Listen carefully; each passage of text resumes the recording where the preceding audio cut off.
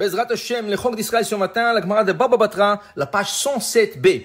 La Gemara dit, Omer le Chavero, c'est lui qui dit à son ami, Chatsi Sadeh ani mocher lach, je te vends la moitié de mon champ. L'autre dit, bien sûr, quel est le prix? Il s'arrange sur le prix, et voilà, la transaction a été faite. Le lendemain, ce Shimon, il vient chez Reuven, ok, je veux ma partie de la moitié de ce champ, pas de problème, voilà, tout le côté sud est à vous. L'autre, il dit, non, non, non, le côté sud n'est pas aussi bon que le côté ouest. J'aimerais avoir la moitié du ouest. Il dit, non, non, non, non, moi je t'ai vendu le côté sud.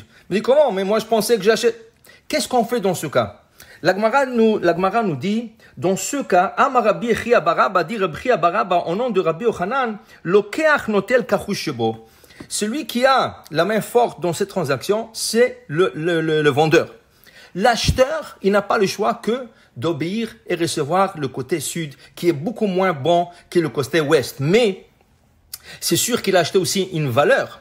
Donc, on ne va pas diviser le champ en deux. On lui donne la moitié qui ne vaut pas le 10 000 $ qu'il a acheté. On va lui donner le côté sud, mais en valeur de 10 000. Mais lui, il aimerait avoir le côté ouest, un peu moins, mais de la terre fertile, la terre qui est bien placée.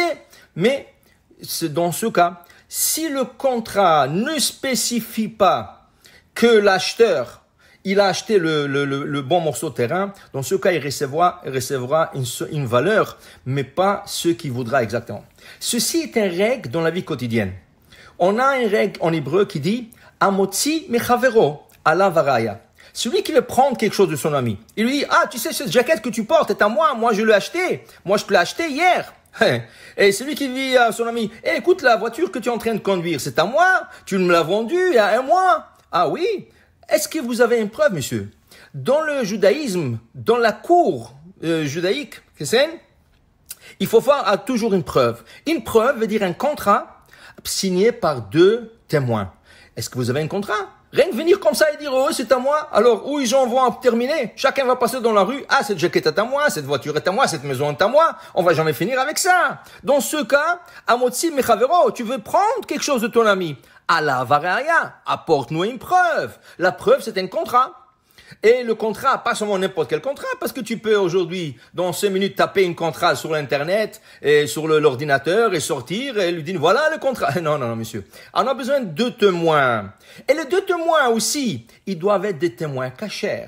Et je vous donne un exemple. On va dire le plus grand contrat que tu peux faire dans ta vie, c'est le contrat entre toi et ta femme.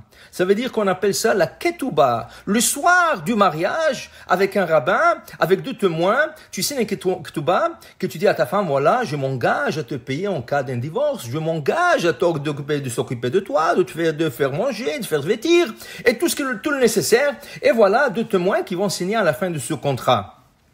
Maintenant, un jour, ce monsieur-là, il décide qu'il n'aime plus sa femme, mais il ne sait pas comment se débarrasser, il ne sait pas comment faire. Alors, qu'est-ce qu'il fait? Le monsieur se sauve. Il va de l'autre côté du monde, il change son nom, il va chez le notaire. Ah, je m'appelle monsieur tel et tel, j'aimerais changer mon nom. Et voilà, on lui fait tous les papiers légaux et tout ce qu'il faut. Et voilà, le monsieur a disparu sur terre. Cette femme, donc le mari s'est sauvé, elle reste aguna. Aguna veut dire qu'elle n'est même pas veuve.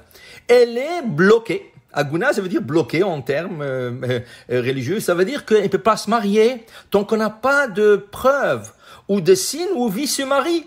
Alors lui, il fait sa belle vie. Il est en train de prendre une autre femme, avoir des enfants, faire des sorties, faire tout ce qu'il faut. Et elle est bloquée chez elle. Et voilà. Peut-être qu'elle a 2 enfants, mais elle ne peut pas se marier. Elle est jeune encore. Toute sa vie devant elle, mais elle est bloquée. Qu'est-ce qu'on fait dans ce cas?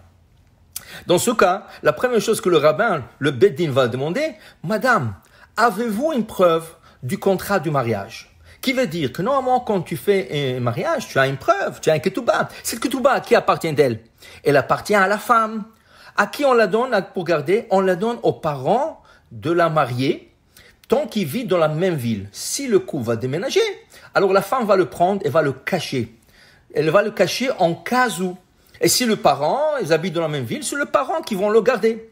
Et voilà que l'occasion s'est présentée, voilà, on a besoin de savoir qu'est-ce qui est arrivé avec ce contrat. Est-ce que le contrat est valable? Et le rabbin du Beddin, ils sont en train de regarder. Madame, Qui sont les deux témoins ici? On voit que Reuven ben Yaakov, vous connaissez? Ah oui, c'est le frère de mon mari. Le frère de ton mari, il a signé la ketouba. Et le deuxième? Oh, le deuxième, c'est mon beau-frère, c'est le mari de ma sœur.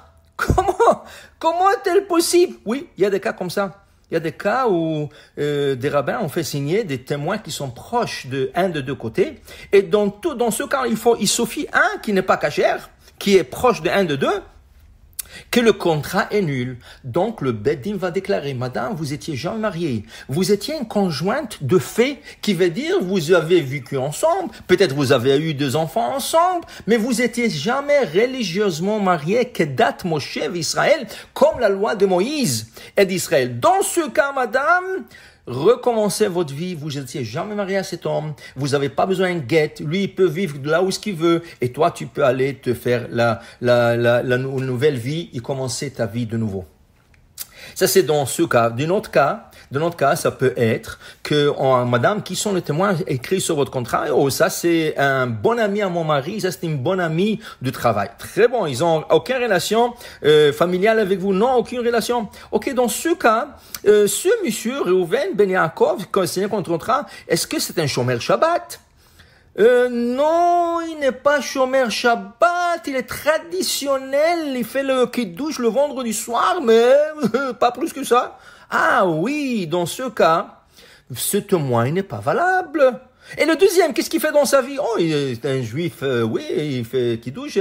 Chômeur Shabbat, peut-être. Et il se rase avec la lame, avec la gilette. Oui, il a toujours une belle apparence, la peau très lisse, il se rase avec... Oh, dans ce cas, lui, il n'est pas cachère. Et là, le Beddin va déclarer, madame, votre contrat était nul depuis le départ, vous étiez jamais marié. Ça peut arriver dans plusieurs cas. Vous êtes marié comme vous n'étiez pas religieux, et là, vous faites teshuva shelema. Et vous décidez de recommencer une belle vie religieuse, pleine d'énergie et tout ça. Mais il faut regarder un peu en arrière, quand vous êtes marié. Est-ce que le contrat était valable? Qui sont les témoins? Est-ce qu'ils sont chômeurs Shabbat? Est-ce qu'ils ont une relation familiale avec vous? Le rabbin qui vous a marié, je sais pas, il était orthodoxe, il était quelque chose d'autre.